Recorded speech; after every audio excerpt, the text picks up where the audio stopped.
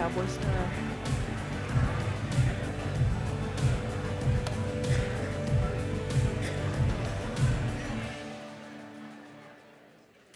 Well, good morning, Mountain Springs. There's a lot of energy in here for all of us losing our sleep. Yeah. Sounds good. My name is Rick. This is my wife, Laura. Hello.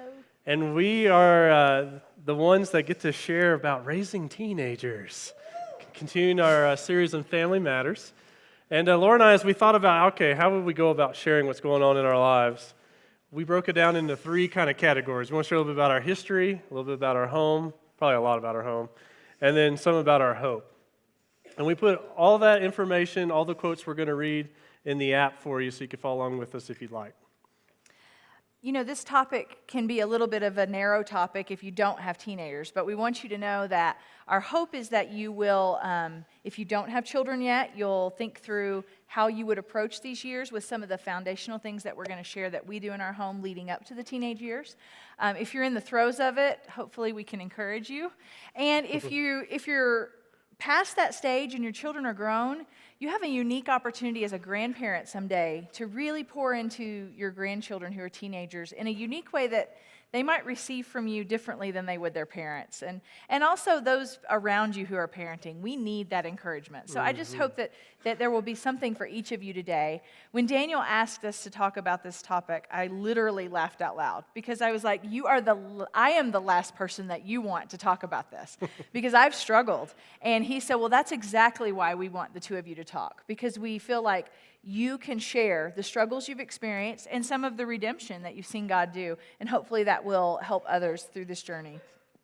So I grew up in a really small family in a really small town, one brother 10 years younger than me, a total of 4 cousins in my family, and so I had a very small world, and as an extrovert, I was lonely a lot, and I wanted more. I wanted more connectedness, I wanted more people, I wanted more people to talk to. I would come home from school to an empty house, and I just hated that. I had friends whose moms would be home baking cookies for them, and I'm like, I'm going home to an empty house. And so those types of things really formed in me some dreams and hopes for my family someday. And a couple of those things that I wanted was I wanted a large family, and I wanted to be really connected as a family. And that led me to Rick and his childhood. He's going to share that with you and how his hopes and dreams, how we formed those together. So I grew up probably the exact opposite of Laura. She's an extrovert, I'm introvert. She's happy to be on stage. My stomach is in knots right now. Just want to put that out there. I grew up in a military family. My dad was in the Army, so we moved around a lot. Many of you in the congregation know what that feels like, to go from place to place, multiple schools. And although, the military was a gift in some ways of being able to see the world, it also was a hardship sometimes, because I grew up not really knowing my extended family very well. I just got to spend some time with cousins every once in a while. And also my friendships, they always felt like they had a little bit of a shelf life on them. So, I'd find out, well, how long have you been here at the base? And if the answer was 1 year, then I knew we could be friends for a couple years. But if you've been here 2 years, I knew that probably our friendship wouldn't last long because you're going to get deployed again to somewhere else. And so, all of our history, every one of us in the room, it shapes us, doesn't it? Our homes shape us, where we live shape us, what we experience at school shape us. And as Laura and I got engaged, we brought our history independently together, and we started thinking about it and dreaming about, okay, what do we think we want our family to be like? And one of the things that surfaced for both of us is that we both wanted 6 children. And people around us that already had kids are like, you guys don't know what you're talking about. And we didn't, honestly. We didn't. Really didn't. But we did say we wanted 6, and so we had no idea how God was going to make us a family of 8. Yes, and so after my 4th pregnancy, we had complications of that pregnancy. It was difficult. There were even some issues with our child that just didn't know what was going on, and I wasn't sure my body could handle another pregnancy. And so here we are with 4 children. I'm completely overwhelmed, thinking, what was I thinking, wanting 6? And I thought that dream that we had was kind of lost. And then God led us to Swaziland, Africa, to begin a ministry called Beyond Survival, and we lead teams and do have partners there that we work with. And through that ministry, God led us to our other two children, Isaiah and Layla, and we adopted them. And through that, God built our family of 6 in a way that we couldn't have imagined or dreamed or even was on our radar. And I love that. I love how He put that dream in our hearts and how He grew it and developed it. Parenting adopted children has brought new challenges to our family, and I want to talk about that just a little bit because I know we have a lot of families in our church that have adopted, and they really need our support. Having raised, 4 children to that point and chugging along, we kind of felt like, oh, well, we're adding a couple more, but it's, we know what we're doing here. And that wasn't really the case. We didn't know. We're so oblivious. But with adopted children, you're adding in new elements that you don't deal with when you have your own birth children. Some of those relate to loss. If you're bringing a child into your family through adoption, there's some sort of loss in their life that's required this new family. Trauma, there's often trauma that they've been through. For us in particular, our children were a different race than our family. And so we're bringing in those issues, and we want to parent them well through that process as well. So adopted children come with a different framework, and it really doesn't matter if you adopt them at birth or at 10. There's still a different framework there. And I wanted to just give you an example of that so you can kind of understand. Our son Isaiah, he is now 11. And he was 2 when we adopted him, and we adopted his sister as well, and she was 9 months. And so at 4 years old, he was in preschool. They did a unit on families. And when I went one day to pick him up from school, there was a big poster board out front, and it said, family means ... And each child had answered that question. And the other kids, their answers were like, pizza nights on Friday, or I get lots of gifts, or these types of things. And there was literally amongst the moms this collective, aw, when you read Isaiah's, because it said, family means I never have to be alone again. And it just reminded me that there's a framework in his mind that my other kids haven't been burdened with or haven't had to consider. So I would just encourage you, we really tend to rally around people in the adoption process and support them. And then when they get the kids home, we're kind of like, yay, okay. And we just move on with our lives, and we don't consider that really the journey's just beginning for them. So surround those people who have adopted. Continue to support them once they brought the kids home. We have not entered the teenage years with our adopted kids. They're 9 and 11 right now, and I have heard so many different tumultuous things that you can deal with. So we're not there yet, and we're not even going to try to speak to that. But we would ask for your prayers, and we would ask for you to consider those around you who are on that journey as well. Let's take a quick look at our family so that you can get a visual of the crew, the Clapp tribe, as we like to call them. We call them the United Nations. They're each their own nation with their own preferences and opinions. And I mentioned Isaiah to you. He's right there. About a year ago, our little ones have, I don't know if it's a benefit or I think it's both a benefit and a negative, but they get to watch the teenage years play out with our older kids in our household. And we had a particularly challenging morning as a family, and the older kids finally left, and we were left with just the little ones. And Isaiah had some opinions on teenagers, and I just wanted to share those with you because I thought he had some pretty good insight. So first of all, he said, I see more violence than love in them. Secondly, he said, they are on their phones a lot. Third, they get angry easily. Fourth, they have more privileges, but they abuse them. Fifth, they know lots of bad words. And then finally, I said, well, can you think of anything positive, Isaiah, about teenagers? And his answer was, I'm trying to think of something positive, but it's hard. I never want to be a teenager. And I was like, oh, you'll get there. Believe me, you'll get there. I've said often, if you have low self-esteem, don't have teenagers, because they are not probably going to be the ones to build that up in you. Yeah. We're 7 years into this teenage journey. I decided that it would be really cool to calculate how many years we were going to have teenagers.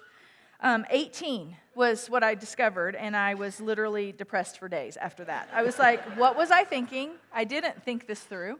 But No, we didn't. I realized at that moment the only way I was going to survive was to take this journey minute by minute, hour by hour and day by day. I could not look long term.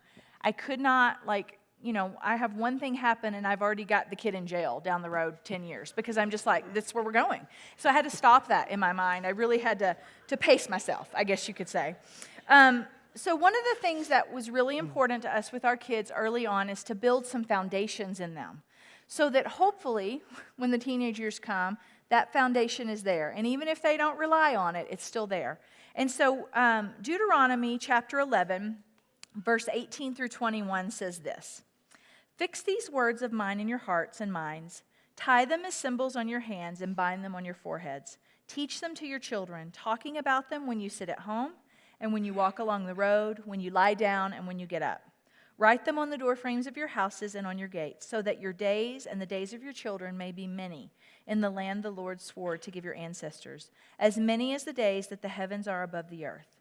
So we've been really intentional about traditions and practices with our kids that we just try to live out as a natural part of our lives in order to instill that foundation in them. And so some really quick examples, because I could probably go on for a long time about the ways that we've done this. With my younger ones on the way to school in the morning, we have a kids' devotional. And we take turns, one of them reading it, and we just talk about it and how that can impact their day.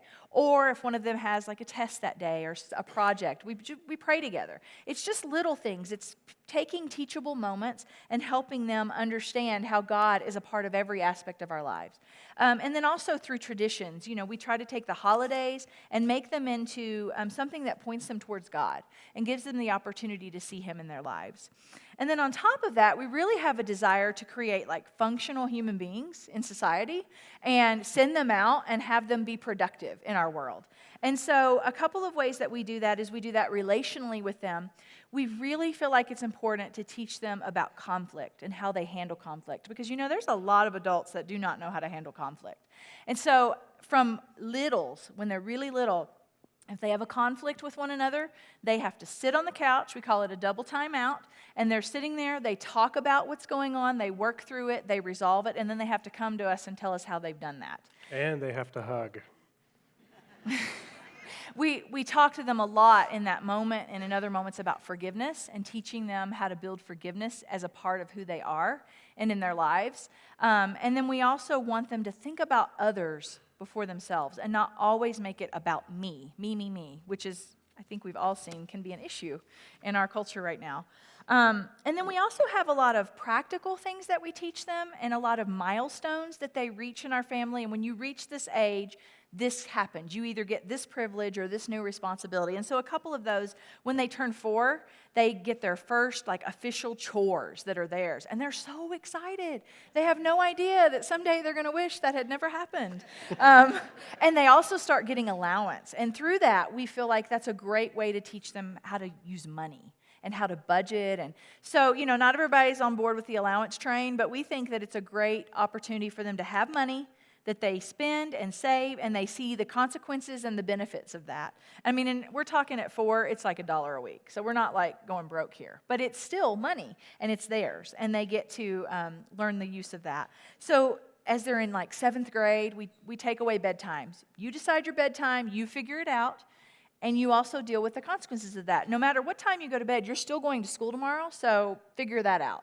It's just trying to pick and choose your battles, as well as teaching them to manage themselves. They do their laundry starting at 10. They have a driving contract they have to sign when they start driving. And a lot of the things that we have in that contract are based on, the law. And so we're not asking them to do anything that our society's not asking them to do, but it helps establish those practical responsibilities in their lives. So I was really, really good with the structure and the control that comes with little ones. I loved it, and I loved building that in. But that was hard for me to let go of as they became teenagers. And I had to really struggle through that transition to the teenage years. And Rick had to help me learn how to give up that control and parent them differently as our kids got older. So when our kids were small, some of you can relate to this. You come home from work, the garage door goes up, the door to the house opens, and the younger kids are jumping up and down. Daddy's home, yeah, Daddy's home. You feel like a hero as you're pulling in to the garage. My teens don't do that. They rarely even acknowledge me. They probably run to their rooms, actually. No, I just walk in the door and I'm like, hey guys, and they're like, what is that? And when our kids were younger, you have mealtime at dinner, and then you can put them to bed like at 7:30, and it's glorious, because then we get time to just hang on the couch or just relax for a little while.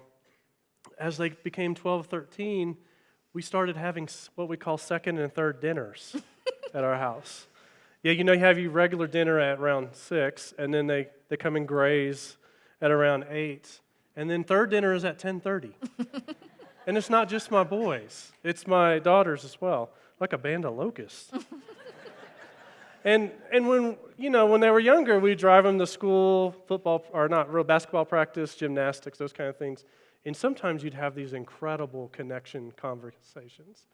How's your day going? Or, oh, I love those shoes, or you ready to shoot that jump shot? There's engagement going on. And as they got to 12, 13, there's no talking in the mornings. It's like silence, and I'm like, so, are you doing okay? You sleep well? And they're like, Dad, don't talk to me. I'm like, so someone's having a bad day, Grumpy Muffin? I won't lie, the things I'm about to share with you don't come natural to me. Most of the time when I go to work or when I come home, I'm tired, and I want to just lay down, put my jammies on, throw a little bit of ESPN, and sometimes not even engage the family. I just want to recuperate. And we've learned as our kids have gotten older that we have to change and really up our game as mom and dad, which caused us to do a lot of reading and caused us to ask a lot of questions to people who have already gone before us. And we narrowed down on a few things that we felt like were really important to share with our kiddos, and we wanted to share them with you this morning. I love this quote from Coach Bear Bryant. This is his coaching philosophy on college-age students at the University of Alabama. He would say, I'm good, Roll Tide. Sorry, I even mentioned it. He would say, coach them hard and hug them later. I just love that phrase. I like hugs, by the way. My kids don't like hugs, but I like hugs. And then Henry Cloud, I love this phrase. He'd say in his leadership books, you always get what you create or what you allow. And he's talking about in culture. And we started thinking about what are we creating in our home, and then also what are we allowing? What are we not holding accountable that maybe as parents we ought to start holding accountable? And so it narrowed us down to a couple areas, and the first is boundaries. We felt like there were some specific things that we needed to learn ourselves, but also teach our teens. John 10:10 says this, the thief, Jesus is speaking, and he says, the thief comes to steal, kill, and destroy, but I have come that you may have life and have it more abundantly. And there's a good principle in there that we want to teach our kids, and it's good for us to learn too, and that is that we're broken on the inside. That's why we need Jesus. Other people are broken. The world in which we live in is broken, and even worse, there's a thief and adversary that wants to come and try to destroy your life. He wants to steal, kill, and destroy. So there are active things going on in our world that aren't always positive, and we want you to be sober to that. And the second thing was I read an article one time that was entitled, Teenagers Are Like Swimming Pools. And I thought, okay, this is interesting. And this is how the author described teenagers. It said, they need the opportunity to push away from the wall, go to the deep end, explore, but be able to go back to the side of the pool for rest, safety, and reprieve. But then they need to go out again, go underwater for a while, come back up. You get the idea, right? The main point of the article was that there needs to be parameters and then an opportunity for a teen to float or dive or go in between the sides of the walls. And it really helped me as a dad because I stopped taking things so personally when my child didn't want to engage. And I have this image when I get an eye roll or whatever that they're just pushing and going to the deep end. But they're going to come back, recognize that they actually do love their dad. Just tell yourself that. Over and over. It's therapy. Brene Brown, if you haven't read the book, The Gifts of Imperfection, I highly, highly advise it. It's a great book for our own lives, but also family interaction. Listen to this quote she wrote about boundaries. She says, when we fail to set boundaries and hold people accountable, we feel used and we feel mistreated. This is why we sometimes attack who they are which is far more hurtful than addressing a behavior or a choice.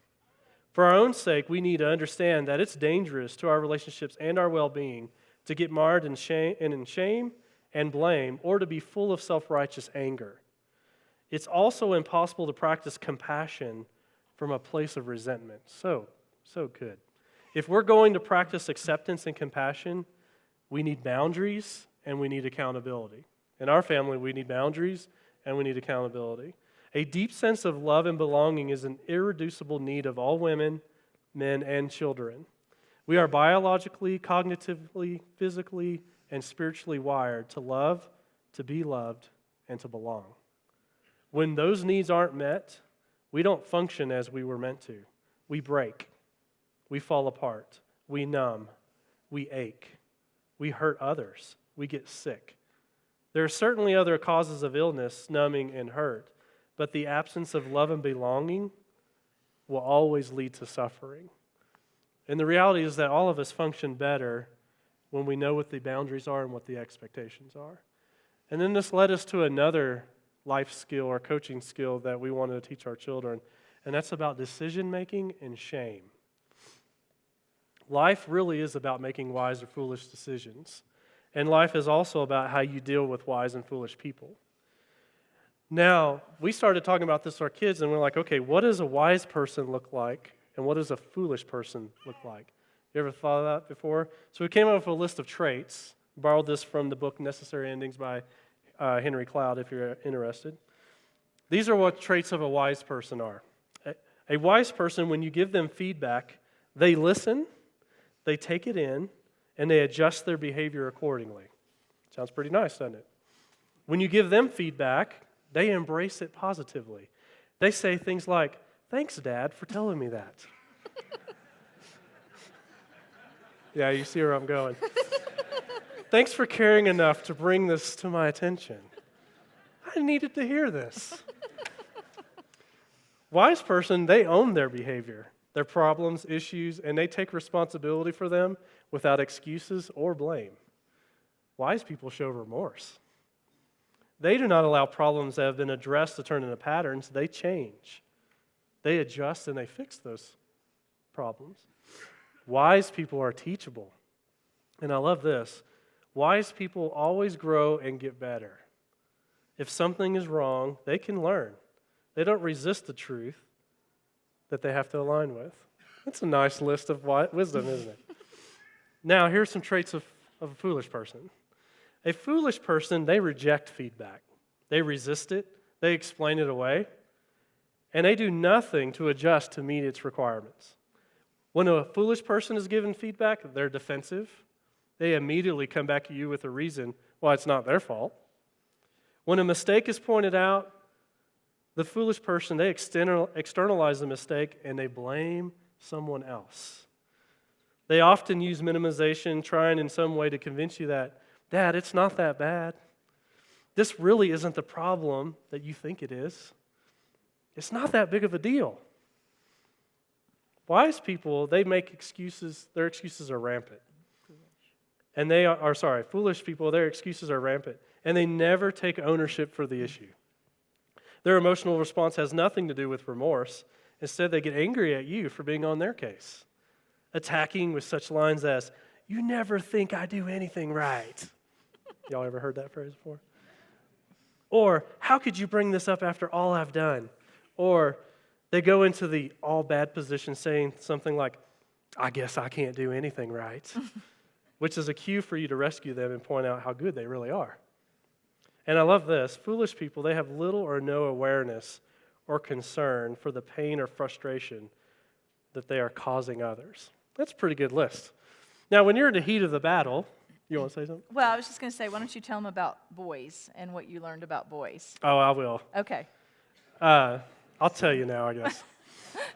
So I have a mentor friend of mine, and he had a lot of kids, and he had mostly boys. And he would always say this phrase, 1 boy, 1 brain. 2 boys, half a brain. 3 boys, no brain at all. And we've watched our boys and their friends, and it's come true. Well, and these wise and foolish concepts are really based in the book of Proverbs. And so we like to use that book of the Bible to help our kids see what truly wise and foolish things are. That's really our guideline that we use. And so taking a proverb a day and sharing that with them, or putting it on we have a marker board in our kitchen, writing a proverb on there, just so it's getting ingrained in them. So when you're in the heat of the battle, you don't get to pull out the list of wise and foolish, like, man, you're acting pretty foolish right now. What we do sometimes is like, I'm just going to send you a little list via text or email. You read that list and let us know what category you feel like you're in. And I'll do the same, we can have full disclosure. So we want to coach our kids on a few things. The first is that you're not a victim. You are responsible for your own emotions and your response. Every person in this room has emotions, and we're responsible for what is triggering those emotions and how we respond to those things. The second thing is life is about wise and foolish choices. Do your best to make wise choices. It's not about you being bad or good. The next thing is that everyone starts things, but very few finish them. Choose to be a finisher. The fourth thing is be a problem solver. Take initiative and come up with a solution. You're pretty smart. And then lastly, I like to joke around the house, is like, are you feeding your soul like you're feeding your face right now? Like, have you been in the Word at all? And they just like, oh, Dad. Which brings me to probably one of the most important things that we ask our kids, and this is the category of shame. And I don't know what your upbringing is. All of us have had different experiences with shame, I'm sure. But we ask this question, and we ask, is there anything that you could do that would make us stop loving you? And the reason why we ask that is because shame is very powerful within us. Shame never reconciles and always hides. Shame keeps relationships fragmented, and it keeps them alienated. And think of it this way. Guilt equals I did something bad. That's a conscience. Shame equals I am bad, and that's incorrect. We've chosen not to shame our kids. We've chosen not to rub their noses in their mistakes. However, we are going to allow them to experience and feel the consequences of their actions. I love this quote from Brené Brown. She says, shame is the intensely painful feeling or experience of believing that we are flawed and therefore we're unworthy of love and belonging. Shame needs three things to grow out of control in our lives. It needs secrecy, it needs silence, and it needs judgment. When something shaming happens and we keep it locked up, it festers and grows within us. It consumes us. And we need to share our experience with someone. Shame happens between people, and it heals between people. And if we can find someone who has earned the right to hear our story, we need to tell it, because shame loses its power when it's spoken. It's very important that our kids know that we want them to share what's going on inside of them. I love this quote from Oswald Chambers. He says, without struggle, there is no strength. And this takes a lot of energy, effort, and resources that you can imagine of intentionality. But what do you do when you feel like nothing's working and you really don't have any hope? I think parenting teenagers can be really lonely. When we have little kids, it's easy to share the struggles that you're going through, and it's easy for people to relate to those struggles and show care and compassion. And as our kids get older, in an effort to protect them and some of the choices they're making and their privacy, it's harder sometimes to share what's really going on. And I think there's also a lot of judgment out there towards teenagers and their choices, and towards the parents and how that, well, if you had done this or this, then they wouldn't be making this choice. And I just think that's not always accurate. I had about 2 to 3 years of feeling really hopeless in this journey, and it stripped away every bit of confidence that I had in my parenting. I found that my instincts as a mom didn't quite translate into the teenage years, and I really had to rely on Rick a lot. I love 0 to 3, and I'm pretty good with like the elementary ages, and then I kind of feel like I'm not that great with the teenage years. And Rick is the total opposite. He loves these teenage years, and so we have had a little bit of a shift of not power in a bad way, but in our family, but he has been handling, and I defer to him a lot with our teenagers, where it tended to be more the opposite because I was with our kids all day. And it affected our marriage. It was really hard on us at first because this was the first time in our marriage that we were not on the same page in our parenting. And I struggled because some of the things he was telling me to do, there was no control involved in them, and I was having to let things play out that I thought I could prevent and step in and control. And he had to teach me how to go from a commander to a coach.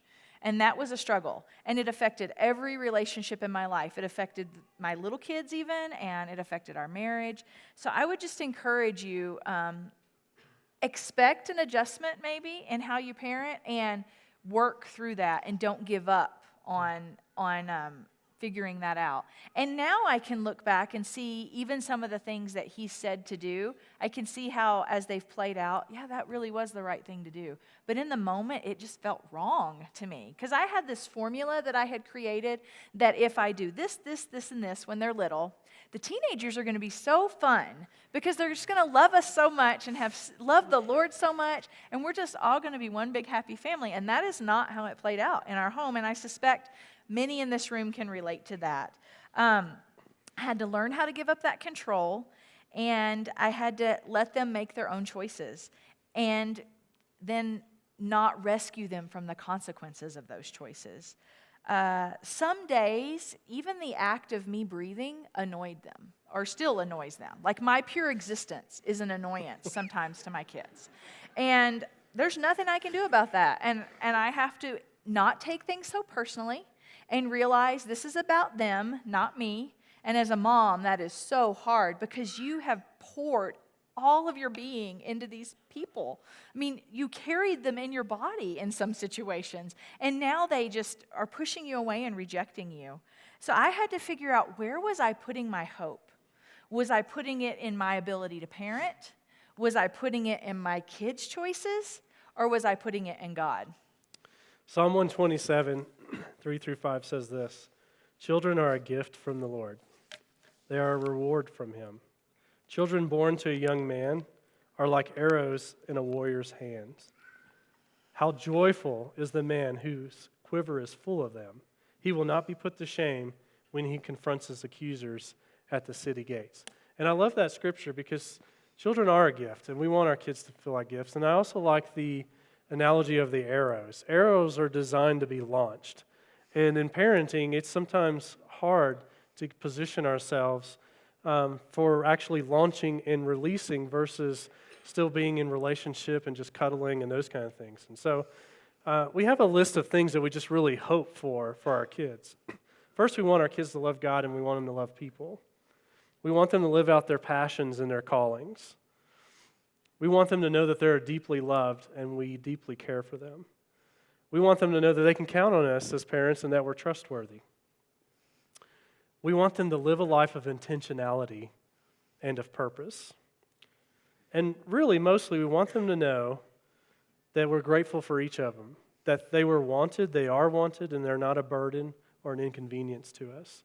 They are a gift that deeply matters to us.